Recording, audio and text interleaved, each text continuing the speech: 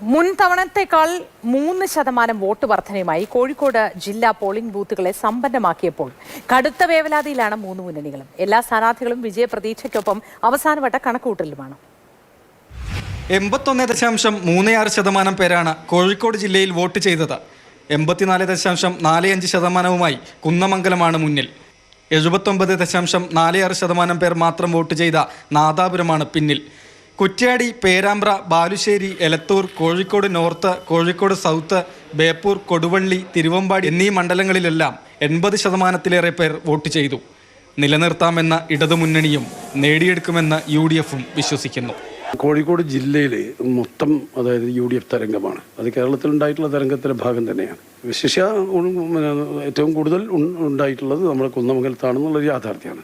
അതായത് local body election, ആ ഇലക്ഷനോടനുബന്ധമായി നമ്മൾ നടത്തിയ പ്രിപ്പറേഷൻ, ആ പ്രിപ്പറേഷൻ്റെ തുടർച്ചയാണ് ഇത്. 100% പേരും ഇവിടെ വോട്ട് ചെയ്താൽ അതിനനുസരിച്ച് ഗുണം കിട്ടും എന്ന് കരുതുന്നതാണ്.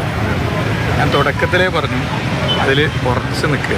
പൗരത്വ രജിസ്റ്റർ നടപ്പിലാക്കില്ല എന്ന് പറഞ്ഞ് ഇന്ത്യയിൽ ആദ്യമായി ഒരു സ്റ്റേറ്റ് ഗവൺമെൻറ് വിജ്ഞാപനം ഇറക്കിയത് ഒക്കെ പൊതുവെ മതനിരപേക്ഷ വോട്ടർമാരിൽ ഇടതുപക്ഷ ഗവൺമെൻറ്റിന് അനുകൂലമാണ്.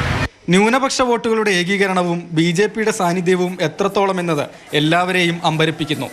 പ്രവാസി വോട്ടർമാർക്ക് എത്തിച്ചേരാനാവാതിരുന്നത് തിരഞ്ഞെടുപ്പിനെ സ്വാധീനിക്കുന്നുണ്ട്. ന്യൂനപക്ഷ ഏകീകരണത്തിന് വേണ്ടി അവർ ശ്രമിച്ചു എന്നുള്ളത് ശരിയാണ്.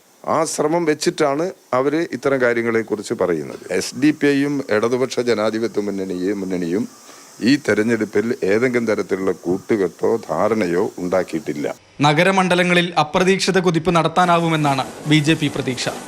വടക്കു തരംഗമെന്നാണ് UDF പ്രത്യാശ.